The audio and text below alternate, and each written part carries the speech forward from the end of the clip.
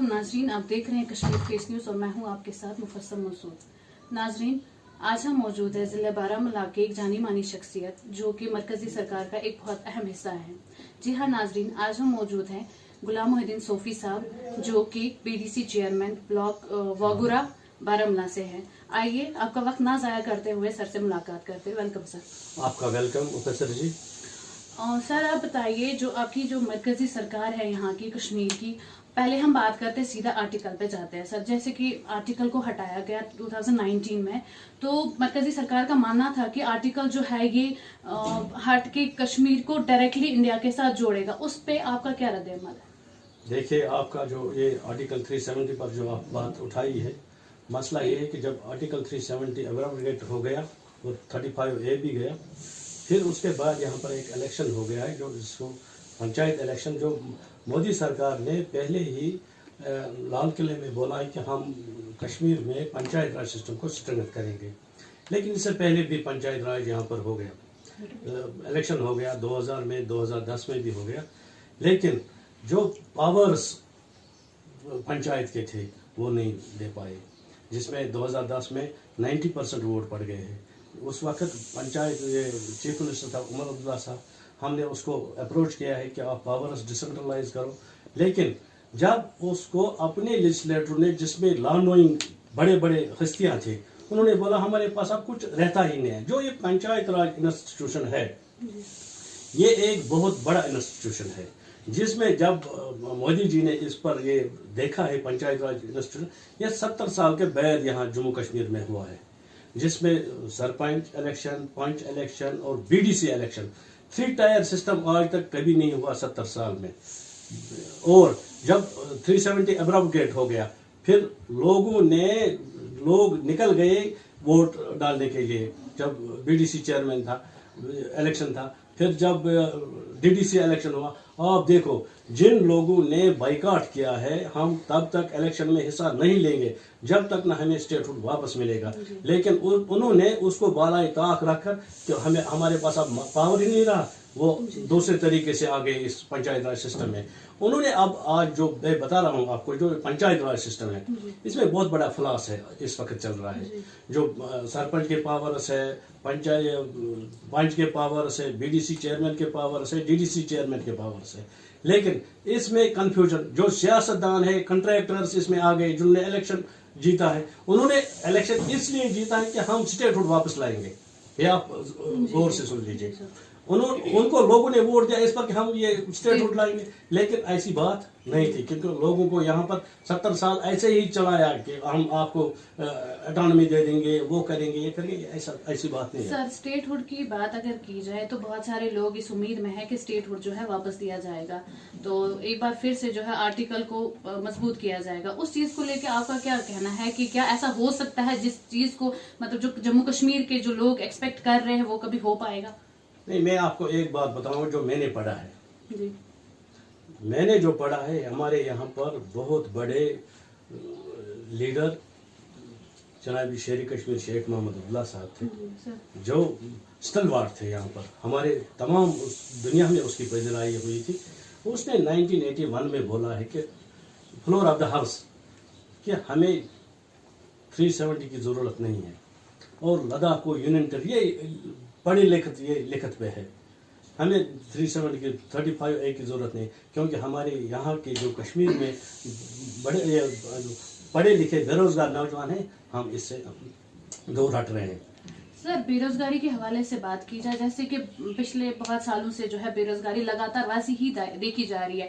जहां तक आप भी मरकजी सरकार का मानना था कि आर्टिकल को हटा के जो है हम कश्मीर में डेवलपमेंट करेंगे, जो बेरोजगारी है वो हटेगी, तो आप सर बताइए कि किस जगह पे कैसी डेवलपमेंट हुई है पिछले 2 सालों से जब से आर्टिकल हटाया गया है?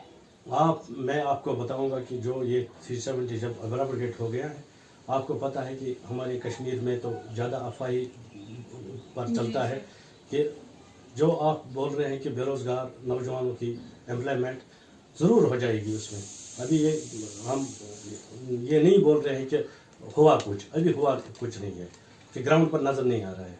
दूसरी बात यह है कि जो उसके बाद ही एक साल के बाद ही मोदी सरकार के दो साल हो गए, उसके बाद ही कोविड-19 आ गया है। आपको पता है मारा मारी चल रही है इस वक्त हमें कोविड के साथ फाइट करनी है कि न कि पहले ये देखना है कि हम, और आप देखो कि कितने पोस्ट्स निकल रहे हैं पंचायत के 42 हमने निकाले हैं, और भी बहुत सारे जगह छोटे बच्चे एडजस्ट हो रहे हैं, इंटरव्यूज दे रहे हैं। अभी भी आज भी जो क्लास 4 का लिस्ट वो भी इंशाल्लाह आ रहा हो।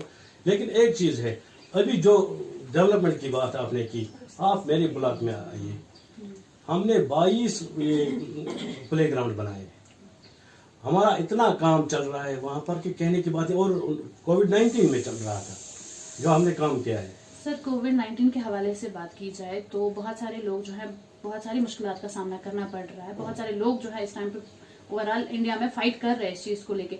तो सरकार का क्या रोल रहा है इस चीज को कम करने में? जैसे कि हमें देखने को भी मिल रहा है कि सरकार का एक स्ट्रांग रोल रहा है, मरकजी सरकार का, इस चीज को कंट्रोल करने में। तो आपका उस पर क्या कहना?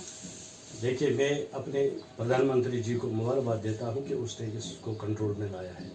जो हमारे एलजी सरकार है यहाँ पर, आप देखो वो कितना काम करते हैं। जो हमारे फ्रंट लाइन वर्कर्स है, डॉक्टर्स है, पुलिस डिपार्टमेंट है, दिन रात काम कर रहे हैं।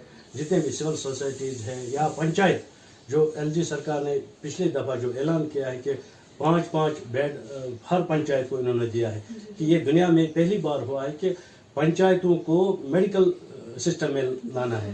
ये बहुत ही अचीवमेंट है हमारे जम्मू कश्मीर के लिए। दूसरी बात मैं बता रहा हूँ आपको कि मैं अपने बात बताऊंगा। जो पंचायत राज सिस्टम में फ्लास क्या है, फ्लास है कि जो अफसर इसको जानते हैं। हमारा एक कमिश्नर सेक्रेटरी था फारूक पीर साहब, अजीज अहमद राठौर साहब, जो कि बड़े पंचायत राज सिस्टम जानने वाले थे। उनको गवर्नमेंट ने साइड लाइन किया है, ताकि जो उनको लाते हैं जिनको पता ही नहीं है कि पंचायत राज सिस्टम क्या है। ये पंचायत राज इंस्टीट्यूशन आप देखो कि दुनिया में कहीं नहीं है जो यहाँ पर है, जो गांधी जी का है, नेहरू जी का है, और यूनेस्को ने भी इसको प्रेजराई की कि नहीं, ये पंचायत राज जो यहाँ जम्मू कश्मीर में चल रहा है, ये एक बहुत बड़ी कामयाबी है हमारे सरकार को, जिसने बड़ी मजबूती से इसको डिसेंट्रलाइज करने की कोशिश करे। लेकिन जो ऑफिसर लोग हैं जिनको पता नहीं है पंचायत राज सिस्टम क्या है, वो तो इसको ऐसे ही चलाते हैं कि आज भी 5 साल निकलेंगे फिर देखो। दूसरी बात मैं बता रहा हूँ कि आप देखो, सरपंच 3000 रुपया लेता है। अच्छा, उसकी जबरदस्त मुखालफत करते हैं लोग, ये रिश्वत खाते हैं, वो करते हैं, ये करते हैं। अच्छा, जो मुलाजिम है 50,000 रुपया तनख्वाह लेता है, वो रिश्वत लेता है, तो उसकी कोई बात ही नहीं करता है। अच्छा, 5 जो दिन रात काम करता है 1000 रुपया लेता है। बीडीसी चेयरमैन, मैं उसकी बात नहीं करूँगा। अच्छा, डीडीसी मेंबर्स है। मैं ये बता रहा हूँ कि जो अगर ये पंचायत राज सिस्टम ग्राउंड लेवल पर इम्प्लीमेंट होगा तो कोई परेशानी नहीं होगी यहाँ पर, चाहे हेल्थ सेक्टर है, चाहे एजुकेशन सेक्टर है, चाहे जल शक्ति सेक्टर है, जितने भी सेक्टर्स है ये मजबूत हो जाएंगे। सर, पंचायत राज के हवाले से बात की जाए तो जो डीडीसी और बीडीसी पहली बार जो इलेक्शंस यहाँ पे हुए, और देखा जाए कि जो पंच सरपंच उनको पहले इतना ज्यादा पावर अथॉरिटीज नहीं होती है, जो अब जाके उनको ये सारी चीजें जो है मरकजी सरकार जो है फराम कर रही है, और कहीं हद तक देखा जा रहा है कि वो ग्राउंड लेवल पे भी अच्छा खासा काम कर रहे हैं। तो आगे का क्या है कि इससे ज्यादा फर्दर डेवलपमेंट होगी अगर कोविड का जो ये सिलसिला है ये खत्म हो जाता है, तो वो कश्मीर किस हद तक डेवलपमेंट की तरफ जाएगा? देखिए प्रोफेसर जी, मैं आपको एक बात बताऊंगा। आज सरपंच डीडीओ पावर्स है, वो पैसा छोड़ता है कॉन्ट्रैक्टर को। आज वो बात नहीं है कि पिछले सालों की तरह ऑफिस मिनिस्टर लोग बोलते थे भाई इसको पंचायत को मजबूत मत करो।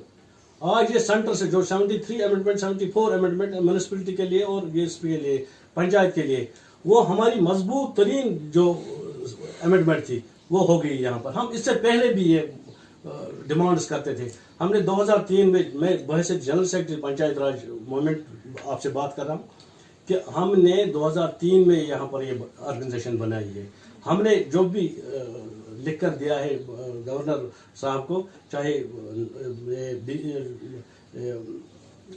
एलजी मनोज जी था या कोई दूसरा, इससे पहले भी हमारे वोहरा साहब था, हम उसके पास 2-3 बार गए हैं। लेकिन हमने जो उसको ये अमेंडमेंट करने के लिए जो दिया है वो बराबर आज भी हो रहा है। हमने पिछले 1 साल में असिस्टेंट कमिश्नर पंचायत हमने बोला जो पंचायत राज सिस्टम है इसको अलहदा करो आप दूसरे सिस्टम से, क्योंकि हमें डीसी साहब के पास नहीं जाना पड़े। जो पंचायत के लोग हैं वो अपने असिस्टेंट कमिश्नर के पास जाएंगे। एसीडी अलहदा होना चाहिए। इसका जो अब हमारी एक और ये डिमांड है असिस्टेंट ये प्लानिंग ऑफिसर जो डिस्ट्रिक्ट में हमारा प्लानिंग अफसर का, बाकी जो डिस्ट्रिक्ट में बहुत सारे डिपार्टमेंट है उनका अलहदा होना चाहिए। ये पंचायत राज सिस्टम अलहदा होना चाहिए। अलहदा जब होगा तो हमें कोई किसी के साथ फ्लास नहीं होगा। इसमें अभी भी बहुत सारे फ्लास चल रहे हैं, लेकिन हम कोशिश कर रहे हैं कि हम मनोज सिन्हा साहब से गुजारिश, मैं आपकी वसातत से भी उनको बोलूँगा कि जो उन्होंने 10 करोड़ रुपया हमारे डिस्ट्रिक्ट बारामूला में छोड़ दिया है, आज बीडीसी चेयरमैन की ये डिमांड है, अगर उसमें उन्होंने 70 लाख रुपया डीडीसी मेंबर को दिया है, हमें बीडीसी चेयरमैन को 25 लाख रुपया दिया है, 23.30 लाख उन्होंने सरपंच को दिया है, हम भी सरपंच को ही देते हैं। लेकिन डीडीसी मेंबर ये नहीं मानते हैं कि नहीं हम अपने तरीके से वो दे देंगे। वो कैसे हो सकता है? जबकि प्लान जो ग्राम सभा है, ग्राम सभा में सब कुछ होना चाहिए। ग्राम सभा में चाहे मेरा वर्कर हो, आपका वर्कर हो, दूसरे का वर्कर हो, उसको ग्राम सभा में आना चाहिए। वो ग्राम सभा में जो फैसला होगा उसको सरपंच वेट करेगा, सरपंच के बाद हमारी बीडीसी काउंसिल में आएगा, हम उसको वेट करेंगे, वेट करके वो जाएगा डिस्ट्रिक्ट काउंसिल में, वहां पर वेट होगा, तभी ये प्लान बनता है। कि हमने इस पर भी एक रेजोल्यूशन बनाया, हम जल्दी इंशाल्लाह मनोज सिन्हा साहब को वो भेज देंगे कि जितने भी फ्लास इसमें है, डीडीसी मेंबर बोलता है कि मेरे पास पावर है, बीडीसी चेयरमैन बोलता है मेरे पास पावर है, सरपंच बोलता है मेरे पास पावर है। ये क्लियर होना चाहिए कि इसमें क्या है। जो पंचायत राज सिस्टम जिसने पढ़ा है, ये तो पहला सरपंच है, दूसरा बीडीसी चेयरमैन है, तीसरा इन्होंने एक गवर्नमेंट ऑफ इंडिया ने एक बहुत बड़ी गलती की है, जो इन्होंने अमेंडमेंट की है कि बाहर से जो डीडीसी बनाया है इन्होंने, इनको पहले पंचायत राज एक्ट में कि इन्हीं में से किसी को निकालो कि वो क्या, ताकि उसको पता है कि पंचायत राज सिस्टम क्या है। जो ये नए लोग आ गए इनको पता नहीं है।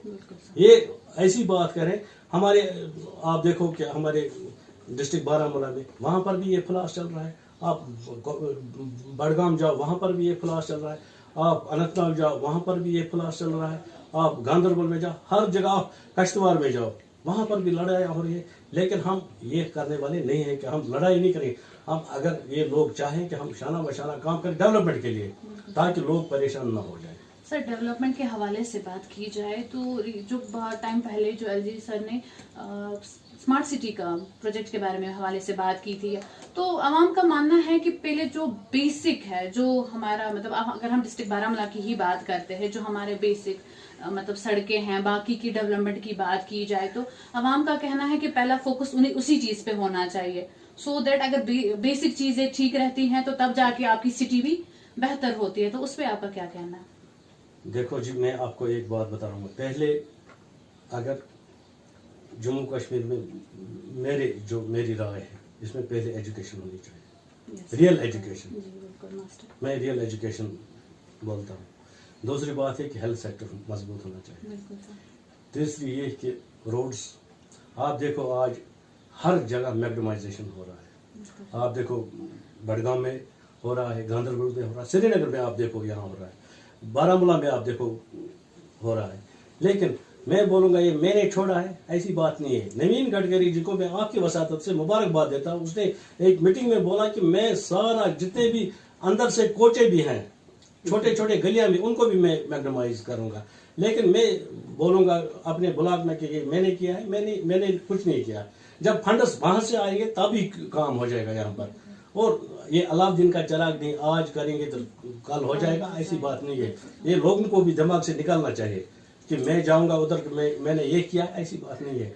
ये गलत बात है। हम डेवलपमेंट की तरफ ध्यान देते हैं, हम और किसी चीज पर ध्यान नहीं। हम लोगों को वोट नहीं मांगते, हम जो लोगों का दुख दर्द है वो बांटने के लिए आए हैं। सर, एजुकेशन के हवाले से बात करें, जो एजुकेटेड यूथ है अभी की, वो आपके पार्टी के साथ अगर जुड़ना चाहे तो आपका कैसा रोल रहेगा कि मतलब मरकजी सरकार का उनको किस तरह से वो ओवरकम देंगे उस चीज का कि हाँ आप एजुकेटेड है, आप हमारे जो सोसाइटी है, मेनली एजुकेशन की बात करें, अगर एक एजुकेटेड यूथ होता है वो अपनी सोसाइटी को वेल चला सकता है तो अच्छे से। उसका क्या है कि आपकी पार्टी में अगर और भी एजुकेटेड लोग जो है जुड़ना चाहेंगे तो आपकी पार्टी का किस हद तक खैर मकदम किया जाएगा एजुकेटेड यूथ? हम उनको आपकी वसात से खैर मकदम करेंगे।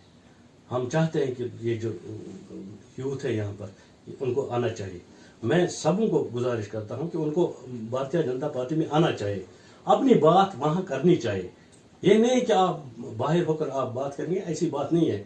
जब किसी सिस्टम में बंदा आता है वो अपनी बात वहाँ करता है, करनी चाहिए। अगर मैं भारतीय जनता पार्टी में मैं अपनी बात रखता हूँ उधर, चाहे वो माने या न माने तो, लेकिन मैं बात करता हूँ ना। मैं वेलकम करता हूँ कि यूथ अगर आए, हम कोशिश कर रहे हैं कि जितने भी यूथ है यहाँ पर पढ़े लिखे अच्छे लोग हैं उनको आना चाहिए भारतीय जनता पार्टी में। ये इसमें यहाँ पर क्या हुआ है, यहाँ पर सिर्फ इतना ही हुआ है कि ये जो हम लोग यहाँ बैठे हैं ये सिर्फ ये कहते हैं कि ये जनसंघी है, ये फलानी है, ये फिसानी है। ऐसा नहीं चलेगा। आप देखो प्रधानमंत्री जी है, वो आपका भी है, मेरा भी है, हर एक का है। आप देखो उसको ज्यादा परेशानी ये रहती है जम्मू कश्मीर में क्या हो रहा है। सर जम्मू कश्मीर के हवाले से बात करें, जहां तक हमारे कश्मीर के जो हालात हैं और यहाँ के लोगों का नजरिया जो है मरकजी सरकार को लेके कि वो हमेशा उनकी एक ही शिकायत रहती है कि बीजेपी के साथ नहीं जुड़ना है या कुछ भी, जो जैसे कि आप जानते हैं कि कश्मीर का जो हालात वगैरह है, तो उनका क्या है कि आप क्या मतलब मैसेज उन्हें देना चाहते हैं कि what actually BJP is doing in ground level पे, या क्या काम वो कर रही है एक्चुअल में, क्या हो रहा है कि उनका वो नजरिया जो है वो चेंज हो जाए? जब से मैं बीजेपी में आया हूँ आपको मेरा पता होना चाहिए कि मैं असल में लेफ्टिस्ट था। आप इसी से अंदाजा करेंगे कि मैं कैसे बीजेपी में आ गया। अब मैं राइटिस्ट में हूँ। बात यह है कि जिस इंसान को हम मिलते हैं, चाहे जितने भी लीडर्स हैं, मैं सोचता हूँ कि मैंने आज तक ऐसे आदमियों को नहीं देखा है। ध्यानदारी में फर्स्ट है, बात करने में साफ है, ये नहीं जानते कि ये मुसलमान है, ये हिंदू है, ये हिंदू। जितने भी लोग इसमें जो चलाने वाले हैं, हम नीचे सतह की बात में नहीं करता। मैं जो इनका हायर अप्स है, आप वो कितने मोहब्बती लोग हैं, वो क्या चाहते हैं, वो नौजवानों के लिए क्या चाहते हैं यहाँ पर, मैं अप्रिशिएट करता हूँ उनको। जब मैं मिला हूँ उनसे, मैं कायल हो गया हूँ कि उनकी कारकर्दगी से।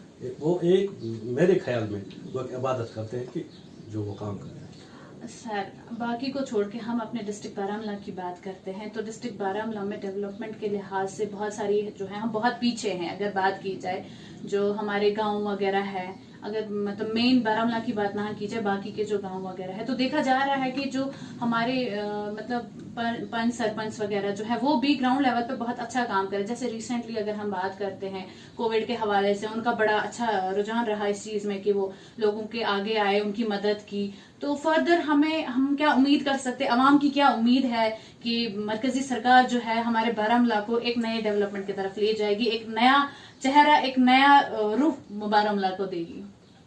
मैं आपको अपनी तरफ से, मैं बहसीत general secretary Bharatiya Janata party district Baramulla की हैसियत से आपसे बात करता हूँ कि अगर ये कोविड-19 नहीं होता, आप हमारा डिस्ट्रिक्ट जो है वो नमूने के तौर पर सामने आ जाता। मैं ये वसूख से आपको कहता हूँ क्योंकि ये डिस्ट्रिक्ट बारामूला जो है वो ये 10 डिस्ट्रिक्ट में बहुत बड़ा डिस्ट्रिक्ट है और इसकी अपनी अफादियत है, मैं ये मानता हूँ। हम कोशिश कर रहे हैं इसको, चाहे ट्रेन हो, चाहे बड़ा हॉस्पिटल की हम कर रहे हैं, हम इसको उस तरीके से कि ये एक छोटी स्मार्ट सिटी होनी चाहिए डिस्ट्रिक्ट बारामूला। हम कोशिश कर रहे हैं इसमें। बिल्कुल सर जो हमारा बारामूला, तो हम उम्मीद कर सकते, जो अवाम है उम्मीद कर सकती है कि अगले कुछ सालों में जो है हम बारामूला को एक नया बारामूला देखेंगे। अपने डिस्ट्रिक्ट की बात करें या बाकी के जम्मू और कश्मीर की बात करें तो एक नया रूप होगा जम्मू और कश्मीर का। सर मेनली अगर हम बात करते हैं यूथ की, तो यूथ है जो अभी बहुत सारी चीजों में इन्वॉल्व हो रही है, जैसे ड्रग्स की बात करें बिकॉज ऑफ अनएम्प्लॉयमेंट, ये वो। तो आगे का क्या है कि आपके मरकजी सरकार का क्या प्लान है कि जब ये खत्म हो जाएगा, कोविड का सिलसिला जो है, ये महामारी जो है खत्म हो जाएगी, तो उसके बाद जो है यूथ के लिए क्या किया जाएगा सो दैट कि वो इन सारी चीजों से दूर रहे? मैं आपको ये जो आपने बोला है कि यूथ ड्रग एडिक्शन में मुलवस हो रहे हैं, हम इस पर भी काम करते हैं अंदर से। जो हम हमारे हाथ में है हम वो काम करते हैं। दूसरी बात ये है कि आप बोल रहे हैं कि यूथ का जो ये एंगेज का जी सर। आपने बोला मुझे, मैं आपको वसूख से कहता हूँ, जस्ट मीटिंग में मैं जाता हूँ, जी सर। चाहे मिनिस्टर्स हमारे दिल्ली से आते हैं, हम उनको ये बोलते हैं कि तब तक ये मसला हल नहीं होगा जब तक यहाँ की जो यूथ है वो एंगेज ना हो जाए। क्योंकि यहाँ पर एक परेशानी ये है कि मैं आपको बता रहा हूँ, जिसके पास 100 कनाल ज़मीन है वो भी नौकरी ढूंढ रहा है। बिल्कुल ये परेशानी है यहाँ पर, बिल्कुल चाहे नौकरी 1000 रुपये की है, बिल्कुल। ये एक फोबिया हो गया हाँ, हमारे फोबिया यहाँ, हो गया, बिल्कुल हो गया हमें फोबिया हो बिल्कुल गया। सर। लेकिन इसके साथ साथ जितने भी इंडस्ट्रियल यूनिट है कोई नहीं करता है, सामने ही नहीं आता है। बिल्कुल हम कहते हैं उनको कि आप 10 बेरोजगारों को रोजगार दे दोगे, सामने क्यों नहीं आते? पिछले दफा डायरेक्टर हार्टिकल्चर मेरे साथ था करेली में, उसने बोला इतने बहुत सारे स्कीमें हैं, आप देखो एक ट्रैक्टर को 2 लाख रुपया सब्सिडी है। बिल्कुल सर। अच्छा, उसने वो छोटे छोटे वीडर्स हैं, अच्छा ये जो उसने इतने स्कीमें बताई कि मैं क्या बताऊं आपको, कोई सामने नहीं आता है कि भाई आप करो, पैसा कमाओ, पैसा कमाने के। अच्छा, जो उन्होंने ये बोला कि एक पेटी हम 2500 रुपया में बेचते हैं, उसके लिए हम एक वेन रखते हैं कि जो टेम्परेचर के हिसाब से उसको अच्छी तरह से बेंगलोर पहुंचाएगा, दिल्ली पहुंचाएगा, और बहुत सारी सिटियां हैं जहां पर ये हमारा माल जाता है, लेकिन सामने कोई नहीं आता है। सर, बिजनेस के हवाले से बात की जाए तो यहाँ की यूथ बिजनेस में इसलिए इन्वॉल्व नहीं हो रही क्योंकि जो यहाँ के हालात रहते हैं, जैसे कि हम जानते हैं पिछले कितने सालों से जो है मैक्सिमम स्ट्राइक्स रहती है, स्टोन पेल्टिंग वगैरह जो होती रहती थी बहुत टाइम से, अब तो ये कोरोना की वजह से जो है बहुत टाइम तक नहीं हो रहा है। उस वजह से जो है यूथ है जो सामने नहीं आ रही है, मतलब बिजनेस में इन्फ्लुएंस नहीं कर रही है कि हम अपने बिजनेस को बढ़ाते हैं, वो ढूंढ रहे हैं कि हमें सिर्फ जॉब ही मिलनी चाहिए। तो सर, आपका क्या कहना है कि किस हद तक जो है ये सारे हालात जो है आगे के लिए ठीक हो जाएंगे और ये जम्मू और कश्मीर जो है एक डेवलपमेंट जो एक नई डेवलपमेंट की तरफ जाएगी? मैं आपको बताऊंगा ये कि जब 370 एब्रोगेट हो गया है तो तब से मुझे नहीं लग रहा है कि स्टोन पेल्टिंग। जी बिल्कुल सर। ये जो पॉलिटिकल पार्टियां यहाँ पर है जिन्होंने ये पंगा उठाया है यहाँ पर कि आप 370 हमें दे दो, इससे पहले भी उन्होंने यही किया है कि डिसेंट्रलाइज करने नहीं दिया है, लोगों को इन्वॉल्व इसमें करते हैं कि आप ज़्यादातर डिस्टर्बेंस जो है यहाँ पर वो या तो मेरी वजह से या तो किसी दूसरे वजह से। जो पढ़े लिखे लोग हैं उनको बेचारों को पता ही नहीं कि हमें करना क्या है। मैं आपको ये वसूख से कहता हूँ कि यहाँ पर इतना टूरिज्म सिस्टम है कि ये परेशानी नहीं हो जाती कि लोग कैसे आज ज़िंदगी बसर करते हैं। तकरीबन 10 लाख के करीब लोग आ जाते हैं यहाँ पर जो ये सैर तफरी करने के लिए। लेकिन बदकिस्मत ये हमारा अपना किस्मत है, हम किसको ये दोष ठहराएंगे कि कोविड-19 हो गया। आप देखो बर्फ कितना यहाँ पड़ा था तो भी टूरिस्ट आए, आप देखो कितना बूस्ट हो गया था। ये हमारी बदकिस्मती है। इसलिए यहाँ पर जो प्रधानमंत्री का सोच है वो एक नुमाया सोच है, वो कश्मीर के लिए कुछ करना चाहता है। सर, टूरिस्ट के हवाले से बात की जाए तो लगातार पहले आर्टिकल का उस टाइम पे बंद रहना, फिर कोविड की वजह से बंद रहना, यहाँ तक कि देखा जाए तो बहुत ज्यादा नुकसान जो है उनका हो रहा है, बिल्कुल भी मतलब कुछ भी नहीं उनके मतलब हाथ में ही आ रहा है। तो मरकजी सरकार का क्या रोल रहा है, उनकी किस हद तक मदद हो पाएगी कि वो उम्मीद लगाए हैं कि हमारी किसी हद तक मदद हो सकती है क्योंकि सब कुछ बंद है, उसका क्या कहना है? मैं बार बार ये कहता हूँ कि जितने भी लोग इसमें मुलवस है, चाहे शॉपकीपर्स है, चाहे घोड़ेबान है, चाहे स्लेज वाला है, चाहे ये शिकारे वाले हैं, उनको कैश असिस्टेंस डालने के बगैर कोई चारा नहीं है, क्योंकि वो खाएंगे क्या। जितने भी लोग इसमें, चाहे मजदूर दिन का जो दिन में कमाता है शाम को खाता है। मैंने 3 बार आज तक प्रधानमंत्री जी को हाथ जोड़कर ये कहा कि इनको कैश असिस्टेंस डालो। जितने भी लोग इसमें मुब्तला है उनको अच्छी तरह से उनको कैश सिस्टम डालनी चाहिए ताकि वो भी अपना रोजी रोजी। सर रिसेंटली एक वीडियो जो वायरल हुआ था जिसमें एक लेबर जो है वो डिमांड कर रहा था कि जो गवर्नमेंट एम्प्लॉय है उनके जो मंथली पे है उनसे कुछ पैसे काट के जो है जो अनएम्प्लॉयमेंट है या जो लेबर्स है उनके खाते में जाए सो दैट वो भी अपने जो है अपनी फैमिली को पाल सके।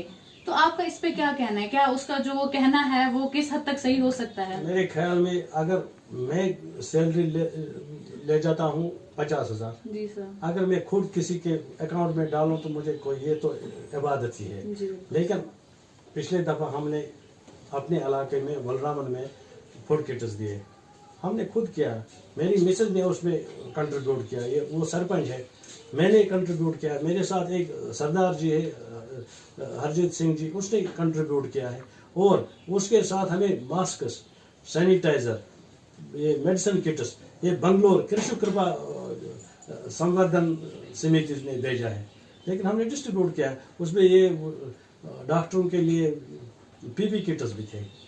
ये इस वक्त सब लोग जितने भी आसुदा हाल लोग हैं उनको आना चाहिए, उसको देना है कि जो इसके मुस्तहिक है। मुझे इसमें कोई दो राय नहीं है कि ना हम इसको मुखालफत करेंगे, जिसको चाहे। मैं आपको एक बात बताऊंगा, एसडीएम साहब हमारे एक ये है टंगमर्ग में अजीज अहमद राथर साहब, उसने वहां पर एक मुलाजिम को सिर्फ 10-10 रुपया मांगा है। एक ने बोला मैं 50 दे दो, उसने बोला नहीं 50 नहीं 10 रुपया दे दो, उसने 2 लाख रुपया जमा किए और लोगों को बोला इसको डिस्ट्रीब्यूट करो उनमें जो मोहताज है। ये हर एक को करना चाहिए। अगर मेरे पास 100 रुपया है, मुझे 10 रुपया करना चाहिए, इसमें कोई परेशानी नहीं है। तो सर आखिर पे आपकी तरफ से क्या मैसेज जाएगा हमारे जम्मू और कश्मीर के यूथ को, बाकी के जो लोग हैं जिनका नजरिया है मरकजी सरकार को लेके, एक आखिर में एक मैसेज आपकी तरफ से? मेरी एक मैसेज है, जितने भी नौजवान लोग हैं उनको सब्र से काम लेना चाहिए और तालीम की तरफ ज़्यादा ध्यान देना चाहिए, और हम अपने मरकजी सरकार प्रधानमंत्री जी को, होम मिनिस्टर साहब को, LG मनोज सिन्हा साहब को, जितने भी डिविजनल इंतजामिया है, मैं उनको गुजारिश करता हूं कि आहिस्ता आहिस्ता उनको एडजस्ट किया जाए ताकि यहाँ पर ये बेरोजगारी दूर हो। सर आपका बहुत बहुत शुक्रिया, आपने इतना कीमती वक्त निकाला। शुक्रिया शुक्रिया। Thank you sir. आप बने रहिए कश्मीर फेस न्यूज़ के साथ।